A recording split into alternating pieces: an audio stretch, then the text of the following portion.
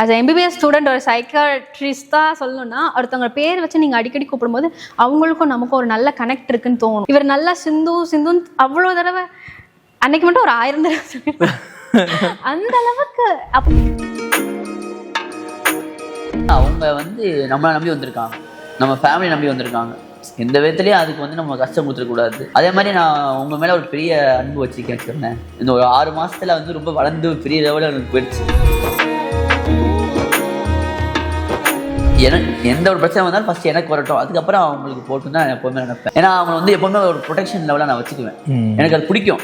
இது நான் வாண்டடாக செய்யணும் இல்லை, எனக்கு அது பிடிச்சி பண்ணுறேன் நான். அது ஏன்னா நான் எக்ஸ்பிரஸ் சொல்ல முடியல. ப்ரீ வெட்டிங் ஷூட்லாம் பார்த்தோம். அந்த வீடியோஸ்லாம் ரொம்ப ஒரு 10 years 8 years லவ் பண்ணவங்க கூட அந்த அளவுக்கு இருந்திருக்க முடியாது. பட் ரொம்ப டூ மச்சா பண்ணிட்டேன். நான் எத்தனையோ பேருக்கு தாலி எடுத்து கொடுத்துருக்கேன், எத்தனையோ ஃபங்க்ஷன் அட்டன் பண்ணியிருக்கேன்.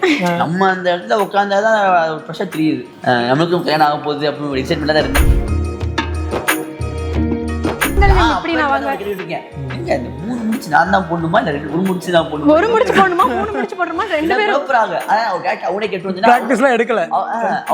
ஃபர்ஸ்ட் அதுபடியே நான் உனக்கு கேட்குறேன், நீங்க 3 முடிச்சு நீங்க தான் அங்கே பொண்ணு என்ன சொல்றாங்க. ஆனா மேல போய் ஆள் என்ன சொல்றாங்கன்னா டக்குனு ஒரு பவர் வைப்பாது. ஆமா, தாலி கட்டணும் எல்லாமே பண்ணுவோம். ஓ ஓகே நம்ம தாலி கட்டணும்.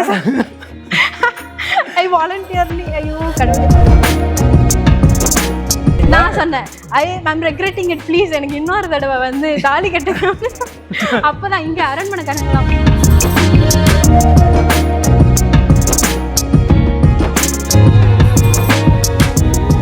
கல்யாண மொமெண்ட் பத்தி சொல்லுங்க. ரொம்ப எல்லாருமே காத்துட்டு இருந்த ஒரு மொமெண்ட் அது. அந்த மொமெண்ட் பத்தி சொல்லுங்களேன். உங்களுக்கு அவ்வளோ கூட்டமும் எக்ஸ்பீரியன்ஸ் பண்ணதில்லை அவங்க இது வரைக்கும் லைஃப்லயே. அதுவும் அவங்க அது ஒரு பதட்டமாக வாங்கி போச்சு. இந்த ஃபங்க்ஷனுக்கு வர கெஸ்டெல்லாம் எங்களால சரியாக க்ரீட் பண்ண முடியாமல் போயிடுது. எனக்கு ரொம்ப கஷ்டமாக இருந்துச்சு. ஆனால் அவங்க எல்லாருமே ரொம்ப ஹாப்பி. ஏன்னா அவங்க வந்தவங்க எல்லாருமே நம்மளோட பாசத்துக்காண்டி நம்ம நேசித்தவங்க எல்லாருமே ரொம்ப சந்தோஷப்பட்டு வந்தவங்க. அவங்கள ரொம்ப காக்க வச்சுட்டமே ரொம்ப கஷ்டமாக இருந்துச்சு எனக்கு. ஃபஸ்ட்டு இனிஷியலாக ரொம்ப கஷ்டப்பட்டோம். ஆனால் அந்த மூமெண்ட் மறக்கவே முடியாது. அந்த கல்யாண மூமெண்ட் இன்னுமே மண்ணில் ஓடிட்டே இருக்கும். அந்த மறக்கவே முடியாது. ஆக்சுவலி எவ்ரிதிங் இஸ் அன்எக்ஸ்பெக்டட்னு சொன்ன மாதிரி கல்யாணத்தில் இருக்க கூட்டம் கிரேட்லி அன்எக்ஸ்பெக்டட். ஒரு ஸ்டேஜில் அவ்வளோ பேர் நிற்கிறாங்கன்றது அண்ட் ஒரு மாண்புமிகு எக்ஸ்-சிஎம் எடப்பாடியாரும் வந்தது எல்லாமே அவ்வளோ கூட்டம் இருந்தது. எனக்கு பார்த்து இவர் தாலி கட்டும் போது பின்னாடி பார்த்தா நான் தான் நேரில் பார்த்துட்டு இருந்தேன். இவ்வளோ கூட்டம் இருக்கு. அதே எனக்கு எல்லாரும் சீக்கிரம் தாலி கட்டுங்க டைம் போகுது அப்படின்னோடனே பதட்டத்தில் என்ன பண்ணுறதுன்னு தெரியல. இவ்வளோ கூட்டத்தை நான் பார்த்ததே கிடையாது. ஆக்சுவலி எப்பயுமே நான் மேக்ஸிமம் கூட்டம் பார்த்தது என்னோட ஊர் அவனியாபுரத்தில் ஜல்லிக்கட்டு நடக்கும், வாடிவாசல் திறப்பாங்க. அப்போ வேணா அந்த கூட்டத்தை பார்த்துருக்கேன். அது சின்ன வயசில். எனக்கு பதட்டம் ஆயிடுச்சு. ஆக்சுவலி இன்னும் இத்தனை பேர் இருக்காங்க, அதை காட்டிக்க கூடாதுன்னு 2 பேர் பேசிட்டு இருந்தோம். ஆனா எனக்கு ஒரு பதட்டமே இல்ல. கல்யாணம் நினைச்சு ஒரு பதட்டமோ ஆக்சுவலி கல்யாணத்துக்கு முன்னாடி எனக்கு அந்த கூட்டத்தை பார்த்து தான் பதட்டம். ஆமா, கல்யாண கூட்டத்தை பார்த்து தான் ரொம்ப ஒரு இது. மற்றபடி ஒரு இட்ஸ் அ ஹிஸ்டாரிக்கல் மொமெண்ட் மாதிரி எனக்கு. ஒரு ராஜா ராணி திருமணம், என் ஃப்ரெண்ட்ஸ் எல்லாருமே வந்திருந்தாங்க. ரொம்ப என்ஜாய் பண்ணோம், ரொம்ப நல்லா இருந்தது. அந்த டைம் தான் அது அந்த கூட்டம் அது எல்லாத்தோட பாசம். அதுதான் நான் அப்படி தான் நினைக்கிறேன். ஸ்டேஜில் அவ்வளோ பேர் இருக்காங்கன்னா அவங்க எல்லாரோட ஆசீர்வாதமும் பாசமும் வேண்டுதல் எல்லாமே நமக்கு இருக்குது அப்படின்னா கிரேட் பிளெஸ்ஸிங். என்ன ஒரு விஷயம் ஓப்பனாக சொல்லியே ஆகணும். இப்போ வெளியில இருந்து இப்போ எங்கெல்லாம் கேட்டிங்கன்னா கூட நான் பர்சனலாகவே சொல்லுவேன், ஒரு 50 பேர் 100 பேர் இருந்தால் கூட நம்மளுடைய கான்சன்ட்ரேஷன் மிஸ் ஆகும். பதட்டத்தில் என்ன செய்யறோம்னு தெரியாது, வந்தவங்களை கவனிச்சோமா என்னமே தெரியாது. ஆனால் ராஜாவும் சரி நீங்களும் சரி அவ்வளோ பேரையும் அவ்வளோ அழகா ரொம்ப சிரிச்ச மெனிக்கவே ரிசீவ் பண்ணது ரொம்ப பெரிய இதாக இருந்தது. இல்லை எல்லாமே நம்ம பாசத்தை ஏங்கி வந்திருக்கவங்க. அவங்கள்ட்ட போய் மூஞ்சியெல்லாம் நம்ம காமிச்சிருக்க முடியாது. நம்மளோட கிராட்டிடியூட் அவங்ககிட்ட ஒரு ஸ்மைலிங் ஃபேஸ் அவங்க தான் எதிர்பார்ப்பாங்க. ராணி அம்மா ரொம்ப ஆச்சரியப்பட்டாங்க. என்ன என் மருமக இவ்வளோ கூட்டத்தில் நின்றுட்டாங்க. காலையில் சாப்பாடே நாங்கள் ஈவினிங் 5 o'clock தான் சாப்பிட்டோம். அப்போ அந்த கூட்டத்தில் பின்னாடி இருந்து வாட்டர் ஜூஸ் கொஞ்சம் அவ்வளோ அது எல்லாத்தையும் ரிசீவ் பண்ணும்போது எங்களால் அதுக்கும் அட்டென்ஷன் கொடுக்க முடியல. நான் கூட பரவாயில்ல கொஞ்சம் தண்ணி குடித்தா, ராஜா குடிக்கவும் மாட்டேன்ட்டார். தண்ணி ஜூஸ் எதுவுமே இது பண்ணல. 2 பேரும் ஈவினிங் 5 o'clock தான் சாப்பிட்டோமே. அந்த அளவுக்கு நாங்கள் ரொம்ப பிளஸ்டாக ஃபீல் பண்ணோம். இவ்வளோ பேர் ஒரு மரியாதைக்குரிய அந்த சேதுபதியோட மன்னரின் கல்யாணத்தை பார்க்க இத்தனை பேர் வந்திருக்காங்க அப்படின்னும் போது ரொம்ப சந்தோஷமா இருந்தது. ஆனா எப்போ பாத்தீங்க நீங்க? இதுக்கு முன்னாடி பொண்ணு பார்த்துட்டு போனதுக்கு அப்புறம் அரண்மனைக்குலாம் வரலையா? வரல. கல்யாணத்துக்கு அப்புறம் ஒரு மருமகள், அரண்மனைக்கு வர மருமகள் அரண்மனை பாரம்பரியமா வந்துட்டு வரவேற்போட தான் வரணும் அப்படின்றது அரண்மனை கட்டுப்பாடு. ஸோ அதனால கல்யாணத்துக்கு முன்னாடி நான் வந்ததே கிடையாது. கல்யாணத்தன்னைக்கு நைட் ஈவினிங் வந்து ஹார்ஸ் சேரியட்ல கூப்பிட்டு ஒரு ரிசப்ஷன் வச்சாங்களா, அப்பதான் நான் அரண்மனைக்குள்ள வர்றேன். ஃபர்ஸ்டே ஒரு மணப்பெண்ணா தான் இங்க தாலி கட்டிட்டு அரண்மனையோட மருமகளா தான் இதுக்குள்ள காலடி எடுத்து வச்சேன். ரொம்ப சந்தோஷமா இருந்தது.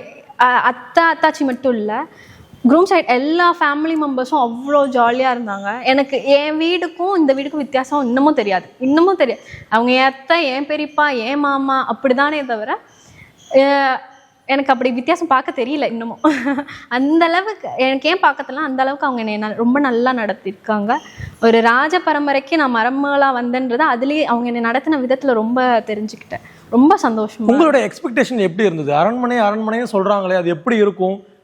நீ ஒரு யோசிச்சிருப்போம்ல, உள்ளுக்குள்ள விஷுவலைசேஷன் பண்ணியிருப்போம்ல, இப்படி இருக்கும், இந்த மாதிரி எல்லாம் இருக்கும், குதிரைகள் பூட்டிய வண்டியெல்லாம் இருக்கும், அப்படிலாம் ஒரு ஐடியாவில் உள்ள வந்திருப்பீங்கல்ல. பார்த்ததுக்கு அப்புறம் உங்களுக்கு எப்படி இருந்தது? நான் வீடியோ கால் பண்ணுவேன்ல, அப்பப்போ நல்ல நாங்க ஒரு 4 months to 5 months நாங்க பேசிட்டு இருந்தோம். அப்ப நல்லா எங்களுக்குள்ள ஒரு பாண்டிங் கிரியேட் ஆயிடுச்சு. எனக்கு ஃபர்ஸ்ட் டைம் இந்த பூ வைக்கிற டைம் அப்போதான் நாங்கள் அதுக்கு முன்னாடி பொண்ணு பார்க்குறதுனா பூ வைக்கிற அந்த ஸ்பேனில் நாங்கள் பேசினதே கிடையாது. பூ வைக்கிற டைம் தான் அடுத்து நான் பார்க்குறேன், ராஜா பக்கத்தில் நிற்கிறேன். அப்போ வந்து ராஜா வந்து சிந்து வாங்க, எப்பயுமே ஒருத்தரை நீங்கள் பேர் சொல்லி கூப்பிடும்போது ஒரு கனெக்ஷன் வரும். That is different. Actually as MBBS student, ஒரு சைக்காட்ரிஸ்டாக சொல்லணும்னா ஒருத்தவங்க பேர் வச்சு நீங்கள் அடிக்கடி கூப்பிடும்போது அவங்களுக்கும் நமக்கும் ஒரு நல்ல கனெக்ட் இருக்குன்னு தோணும். நீங்கள் அதை நல்லா இது பண்ண, இவர் நல்லா சிந்துன்னு அவ்வளோ தடவை, அன்னைக்கு மட்டும் ஒரு 1000 தடவை சொல்லியிருக்கேன். அந்த அளவுக்கு அப்பதான் எனக்கு தெரிஞ்சது இவர் நம்மளை நல்லா பார்த்துப்பாரு. அன்னைக்குதான் எனக்கு அந்த பிரேக்கிங் த ஐஸ் மூமெண்ட் அன்னைக்கு தான் எனக்கு நடந்துச்சு. அது வரையும் ராஜா எப்படி பேசுவாருன்னு தெரியல, பயமா இருக்கே அப்படி சொல்லிட்டு பயந்துட்டே இருந்தேன். பூ வைக்கிற அன்னைக்கு அவர் அவ்வளோ நல்லா, இங்க வாங்க சிந்து, இங்க நில்லுங்க சிந்து, இதுதான் என் மாமா, இதுதான் என் பெரியப்பான்னு எல்லாத்தையும் இன்ட்ரோ கொடுத்தாரு. எனக்கு ஆச்சரியமா இருந்தது, ஒரு ராஜா ஃபர்ஸ்ட் நைட்ல இவ்வளோ நல்லா பேசுவாரா? அது யார், எந்த பொண்ணுகிட்ட பேசாத ஒருத்தர் இவ்வளோ நல்லா நம்மகிட்ட பேசுறாரே, இவ்வளோ நல்லா நமக்கு அந்த இம்பார்ட்டன்ஸ். சில பேர்லாம் ராஜா கூட ஃபோட்டோ எடுக்கணும்னு கொஞ்சம் ப்ளீஸ் நான் ராஜா கூட நிற்கணும்னு சொல்லும்போது அவர் சிந்து வாங்க நீங்க என் பக்கத்தில் நில்லுங்க அப்படி. பூ வைக்கிற அன்னைக்கு லிட்ரலி அதான் எங்களோட ஃபர்ஸ்ட் பேசுகிறோம். அப்போதான் நேர்லேயே சரி ஃபோனில் அப்போ தான் பேசுகிறோம். அப்படி ஒரு இம்பார்ட்டன்ஸ் கொடுக்கும்போது அப்போ நான் புரிஞ்சுக்கிட்டேன், ஓகே இவர் நமக்கு எல்லா இடத்துலையும் இம்பார்ட்டன்ஸ் கொடுப்பாரு. நான் வந்து எல்லாரும் ராஜா மேலே ஆசைப்படுவாங்க, அதனால ஃபோட்டோ எடுக்க நான் ஒதுங்கினேன். ஆனால் அப்போ இருங்க ஃபோட்டோ நிப்பாட்டுங்க சிந்து, நீங்கள் வாங்க என் பக்கத்தில் நில்லுங்க அப்படி சொல்லும்போது அந்த இம்பார்ட்டன்ஸ் வந்து லைக் வேல்யூ ரொம்ப அதிகம். அதில் தான் எனக்கு ஃபஸ்ட்டு ரொம்ப இம்ப்ரெஸ் ஆனது. அதில் நாங்கள் ஒரு விஷயம் ரீல்ஸில் நோட் பண்ணோம், இன்ஸ்டாகிராமில் பார்க்கும்போது ஒரு கோவில்லேருந்து நீங்கள் வரீங்க, ராஜா வந்து முதல்ல மேலே ஏறிட்டு கையை பிடிச்சி உங்களை கூட்டிகிட்டு போகிறாரு, அப்புறம் முதல்ல அவர் கீழே இறங்கிட்டு உங்கள் கையை பிடிச்சி இறக்கி கூப்பிட்டு வர்றாரு. இது ஒவ்வொரு பெண்ணுக்குமான ஒரு விஷயம் இல்லை, ஒரு எதிர்பார்ப்பு இல்லையா, நம்ம கணவன் நமக்கு இப்படி தான் இருக்கணும் அப்படிங்கிற அந்த ஒரு இது. ஸோ நீங்கள் சொல்லுங்கள் ராஜா, இவ்வளோ ஒரு அன்பு அவங்க மேலே, எந்த வகையிலுமே வந்து அவங்கள காயப்படுத்திடக்கூடாது, அவங்க சிரமப்படக்கூடாதுன்னு நினைக்கிறீங்கல்ல? ஏங்க அவங்க வந்து நம்மளை நம்பி வந்திருக்காங்க, நம்ம ஃபேமிலி நம்பி வந்திருக்காங்க, எந்த விதத்துலேயும் அதுக்கு வந்து நம்ம கஷ்டம் கொடுத்துடக்கூடாது, நம்ம மேலே வேற ஒரு எண்ணங்கள் வந்துடக்கூடாது. ஃபஸ்ட்டு அதுதான். அதே மாதிரி நான் உங்கள் மேலே ஒரு பெரிய அன்பு வச்சுருக்கேன். இந்த ஒரு 6 மாதத்தில் வந்து ரொம்ப வளர்ந்து பெரிய லெவலில் எனக்கு போயிடுச்சு. ஏன்னா ஒரு நாள் நான் வெளியே போனேன்னா நினைப்பாவே தான் எனக்கு இருக்குது. இப்போ அவங்களுக்கு ஃபோன் அடிச்சிடுவேன், ஏதாவது நம்மளுக்கு வந்து உங்கள் தாட்ஸ் எனக்கு வந்துகிட்டே தான் இருக்கும். ஏன்னா அவங்க எனக்கு அடிச்சிருவாங்க, நான் நினைப்பேன் அவங்க எனக்கு அடிச்சிருவாங்க. ஆனால் அந்த மாதிரி ஒரு கனெக்ஷன் இருந்துகிட்டே தான் இருந்துச்சு. இப்போ இருக்கிற ஜென்ரேஷன்ஸ் வந்து இந்த லவ்க்கு வந்து அவ்வளோவா இம்பார்ட்டன்ஸ் கொடுக்குறது இல்லை. நீங்கள் பண்ணுற அந்த சின்ன சின்ன விஷயங்கள்லாம் நாங்கள் பார்க்கும்போது எப்படியா இவர் வந்து இவ்வளோ ஒரு கேரிங் இருக்காங்க, ஸோ இப்படி தான் இருக்கணும் போல, ஒவ்வொரு மென்னும் இப்படி தான் இருக்கணும் போல, தன்னோட மனைவிக்கு இப்படிலாம் ரெஸ்பெக்ட் கொடுக்கணும் போல அப்படிங்கிற ஒரு எண்ணத்தை கொடுக்குறீங்க. நம்ம அவங்க ஃபீலிங்ஸ்க்கு ஃபஸ்ட்டு ஒரு இம்பார்ட்டன்ஸ் கொடுக்கணும்.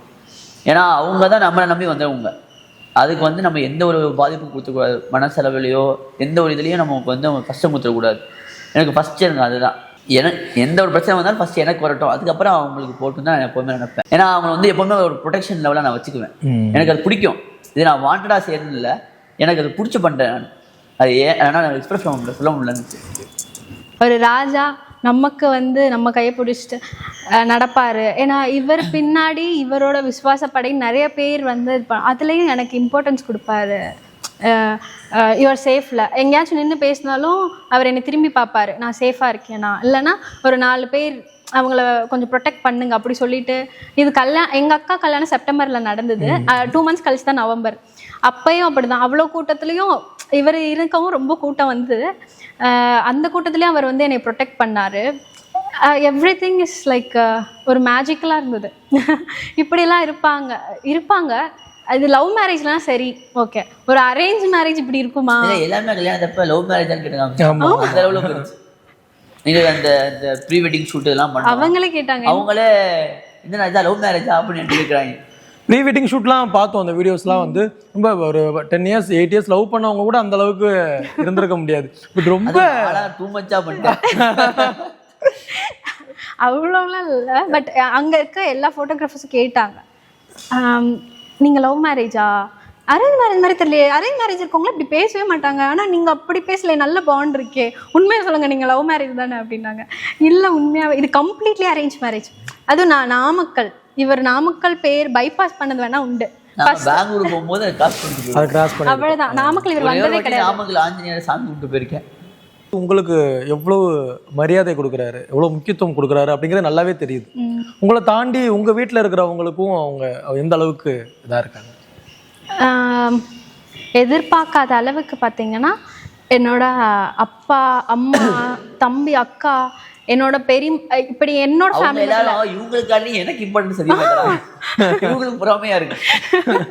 அப்ப பாருங்க இவங்க எவ்வளோ வந்து ஜெல்லா இருப்பாங்கன்னு. இவர் சொன்ன வார்த்தையில பாருங்க, ரொம்ப நான் எப்படி பழகினேன், என்னை விட ஒரு படி அதிகமாக போய் கேர் பண்ணாங்க. என்னோட பாட்டியாக இருக்கட்டும், இப்போ தான் ரீசெண்டாக என் பாட்டி தவறுனாங்க ஒரு 2 weeks பிஃபோர் அவர். ஆனால் அவங்க இந்த என் கல்யாணம் முடிச்சுட்டு இந்த அரண்மனைக்கெலாம் வந்து பார்த்ததே எனக்கு ரொம்ப சந்தோஷம். விருந்தப்பெல்லாம் பார்த்தீங்கன்னா எங்கள் அம்மாச்சி கையை இப்படி லிட்ரலி இவர் பிடிச்சிட்டு, எங்கள் அம்மாச்சி குட்டி பொண்ணு மாதிரி ஸ்கூல் குழந்த மாதிரி இவர் கையை பிடிச்சிட்டு, பாட்டி வாங்க நான் கூட்டிகிட்டு போகிறேன்னு. அந்த காட்சி எனக்கு இன்னமும் ஒரு கீழே தான், அந்த மலையில் அவங்க நினைஞ்சிடக்கூடாதுன்னு அவர் எனக்கு மட்டும் கேர் பண்ணலை, எங்கள் அம்மாச்சி கொண்டு மலையில் நினைஞ்சிடக்கூடாதுன்னு கையை பிடிச்சி அரண்மனைக்குள்ளே கூப்பிட்டு வந்து அப்படி பண்ணணும்னு அவசியம் இல்லை. ஒரு ராஜா, ஒரு புது மாப்பிள்ளை, ஒரு ராஜா என்னோட பாட்டிக்கு அப்படி பண்ணணும்னு அவசியம் இல்லை. அதுவும் இல்லாமல் எல்லா சொந்தங்களும் இருக்கும் போது, அவங்கள பார்த்துக்க ஆள் இருக்கும் போதும் ஹீ டுக் இனிஷியேட்டிவ் எடுத்து வாங்க பாட்டி நான் கூட்டிட்டு போறேன்னு இன்னமும் என் கண்ணுக்குள்ள நிக்குது. அந்த டைம் நான் அப்பா அம்மா அது இயல்பு, ராஜா இயல்பு, அதுதான் நான் இம்ப்ரெஸ். அது அந்த அளவுக்கு ரொம்ப இம்பார்ட்டன்ட் கொடுப்பாரு. எனக்கு மட்டும் இல்லை, என் மொத்த குடும்பத்துக்கும் இம்பார்ட்டன்ட் கொடுப்பாரு. இன்னும் ஹைலைட் என்னன்னா, இவங்ககிட்ட பேசுறதுக்கு முன்னாடி அவங்க எல்லாத்தையும் நான் வந்து டிலைட்டேன். ஃபேமிலியில் அதுதான் ஹைலைட்டான விஷயம். நான் பெருசாக பேசவும் மாட்டேன், ஆனால் அவங்க வீட்டில் எல்லாத்தையுமே நான் டிலைட்டேன். இவ்வளோ பேச ஆரம்பிச்சிட்டேன், ஆனால் இவங்ககிட்ட தான் பேசுறது ஒரு மாதிரி நர்வஸாகவே. அதாவது நான் ரொம்ப ஸ்பெஷலான மொமெண்ட்டாக கேட்கணும் அப்படின்னா அந்த தாலி கட்டுற மொமெண்ட் தான். என்னன்னா அவ்வளோ கூட்டம் பரபரப்பு எல்லாம் ஓகே, இதுக்கிடையில வந்து நீங்கள் தாலி கட்ட போறீங்க, அவங்க வந்து வாண்டடா அவங்களை கட்டவே விடல. எத்தனையோ பேருக்கு தாலி எடுத்து கொடுத்துருக்கேன், எத்தனையோ ஃபங்க்ஷன் அட்டன் பண்ணியிருக்கேன். நம்ம அந்த இடத்துல உட்காந்தாதான் ஒரு ப்ரெஷர் தெரியுது. ப்ரெஷர் இல்லை, எனக்குலாம் ஒரு சந்தோஷம். எனக்கு வந்து ஒரு டென்ஷனாகவே இல்லை, ஒரு வந்து ஒரு எக்ஸைட்மெண்ட்டாக தான் இருந்துச்சு எனக்கு. நம்மளுக்கும் கல்யாணம் ஆக போகுது அப்படின்னு ஒரு எக்ஸைட்மெண்ட்டாக தான் இருந்தேன். அப்புறம் பார்த்தா அவன் ஐயர் பேசுறதுக்காண்டி நாங்கள் அதிகமாக பேசிக்கிட்டு இருந்தோம். நாங்கள் அப்புறம் மண்டபத்தில் உட்காந்து இவங்க நர்வஸ்னஸ் காமிக்காம நாங்களே ரொம்ப நேரமா பேசிக்கிட்டு இருக்கோம். அவங்களே பார்த்து மிரண்டு போறாங்க, இவங்க ரொம்ப அவங்களுக்கே ரொம்ப பதட்டமாகுது, அவங்க பதட்டமாறாங்க, நாங்க ஜாலியா உட்காந்து பேசிக்கிட்டு இருக்கோம். அந்த விஷயம் எதனால அவ்வளவு எக்ஸைட்மெண்ட்? நீங்க அவரை சரியா தாலி கூட கட்ட விடல.